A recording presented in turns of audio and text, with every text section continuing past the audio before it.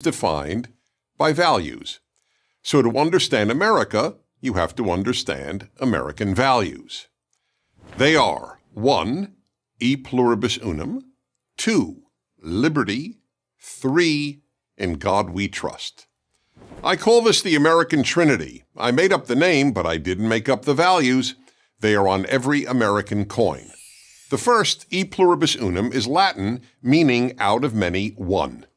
When first adopted as an American motto, shortly after the American founding in 1776, it referred to the 13 American colonies becoming one nation. Over time, however, most Americans understood the motto to mean one people from many backgrounds. To quote the E Pluribus Unum project, funded by the National Endowment for the Humanities, over the years, E Pluribus Unum has also served as a reminder of America's bold attempt to make one unified nation of people from many different backgrounds and beliefs. In other words, America doesn't care about your national or ethnic origins. This explains why people who immigrate to America assimilate faster and more fully than immigrants to any other country. Most of those who have immigrated to Europe from, for example, Turkey, as millions have, are not considered fully German by fellow Germans or fully Swedish by fellow Swedes or fully Spanish by fellow Spaniards. This is even true of the children and grandchildren of those immigrants. And just as important, few of those immigrants or their children or grandchildren will ever feel fully German, Swedish, or Spanish. But a Turk who immigrates to the United States will be regarded as fully American as any other American, the moment he or she becomes a citizen. And they, and certainly their children, will feel fully American. Of course, America has not always lived up to this E Pluribus Unum ideal, but the ideal was always there, and it was applied to virtually every immigrant to America. The second component of the American Trinity is liberty. Now you might ask, didn't the French Revolution also enshrine liberty as a central national value? Wasn't its motto liberty, equality, fraternity?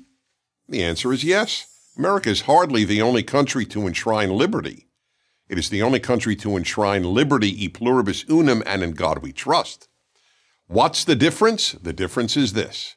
The moment you affirm equality, as the French Revolution did, you will lose liberty. It is a basic American value that all human beings are born equal and all must be equal before the law.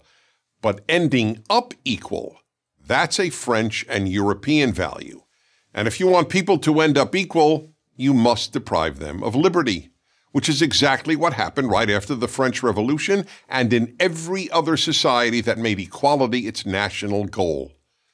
America gives people the liberty to end up wherever their abilities, work ethic, and luck take them, meaning unequal.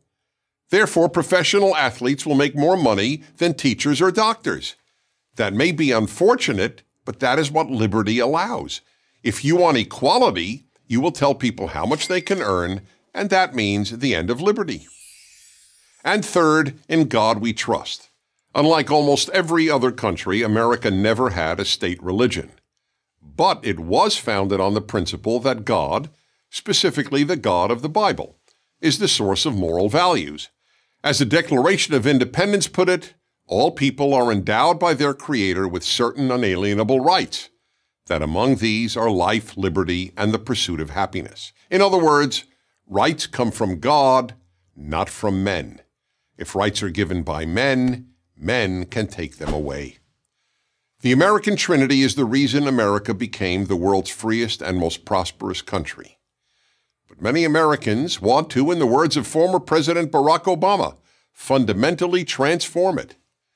They wish to replace American values with European values. Equality of result and an ever-expanding state, which greatly reduce individual freedom.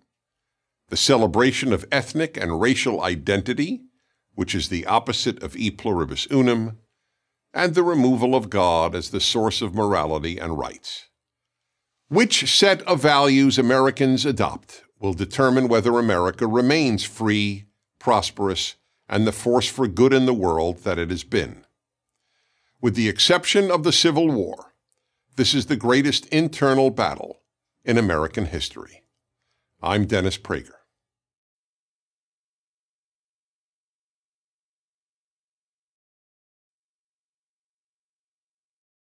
Thank you for watching this video. To help keep PragerU videos free,